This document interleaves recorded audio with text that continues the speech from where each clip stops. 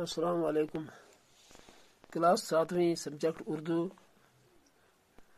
Topic ہے کشمیر کے دلکش باغات۔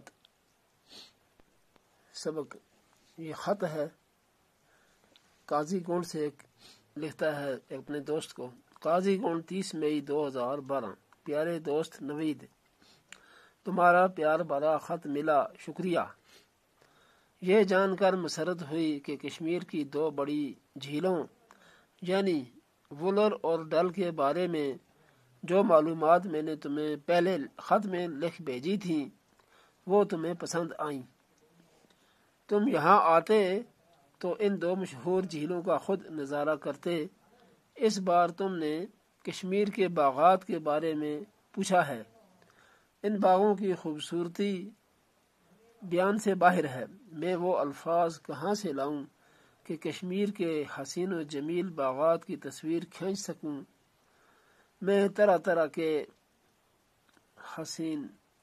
طرح کے پھولوں کے رنگ بتا سکتا ہوں، لیکن ان کی خوشبو تمہیں کیسے سنگھاؤں۔ سبزے کے تختوں کا ذکر کر سکتا ہوں، لیکن ان کے مخملی فرش پر ننگے پاؤں چلنے کی فرحت بخش کیفیت کیسے محسوس کراؤں۔ چناروں کی گھنی چھاؤں کی تصویر کھینچ سکتا ہوں، لیکن اس کی تازگی بخش ٹھنڈک کیسے پہنچاؤں۔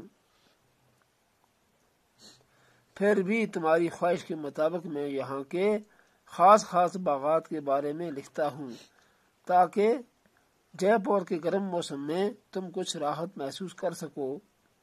کشمیر کے زیادہ تر باغات مغل بادشاہوں نے لگوائے ہیں۔ مغلوں کا ذوق جمال مشہور ہے۔ تاج محل، لال قلعہ اور فتح پور سیکری اسی ذوق جمال کے مظہر ہیں۔ اسے آگے آئندہ پڑھیں گے۔ آج کا سبق ختم ہوا۔